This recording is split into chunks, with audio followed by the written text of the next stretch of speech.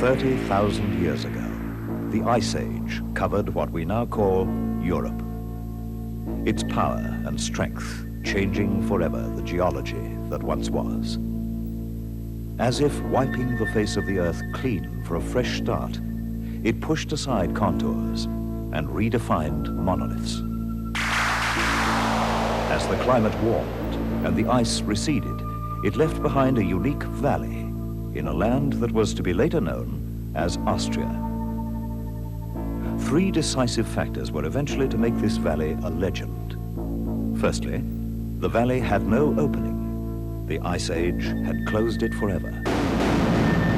Secondly, the valley and its surroundings were blessed with unusually fertile soil.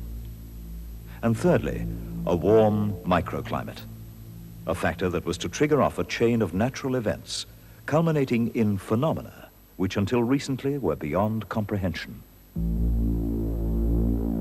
As the sun and rains fed the valley, hundreds of varieties of herbs, flowers, and grasses flourished on its slopes. Bellflowers, wild wheat, butterwort, heather, raspberry, heath rose, primrose, shepherd's purse, chamomile, mallow, chervil, and clover.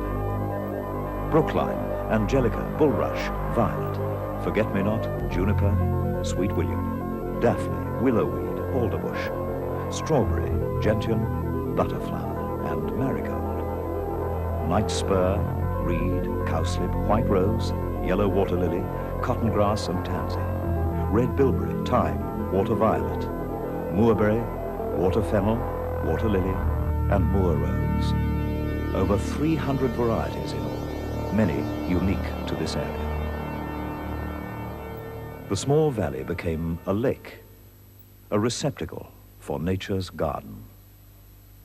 As thousands of years went by, the seasonal changes continually washed more and more flora into the lake. An amazing biological change took place. As the passing of time continued, nature broke down the flora into fine particles that were held in suspension by the water, becoming more concentrated towards the bottom. As the water became richer with nature's elements, it changed to a darker color, ranging from a light brown to a deep, rich black. The lake is now Moor. Moor is the result of the metamorphosis that has continually been taking place. Moor is rich and pure. And as we pass through recorded history, the legend of the Moor develops. 800 years before Christ, the Celts, who created the first civilization north of the Alps, are said to have recognized the curative properties of the Moor. Recent excavations have uncovered ancient Celtic baths, indicating the Moor was frequented as a health spa. The noted 16th century physician Paracelsus believed he had found the Quinta Essentia, the remedy in the Moor. Evidence of the Moor being used as a beauty spa as well as a health spa can be noted by the patronage of the ladies of Louis XIV's French court, and a century later by Josephine and Napoleon.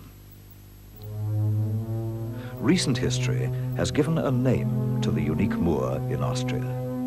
It's known as the Neidharting Moor and has become a modern-day Mecca for those seeking health and beauty.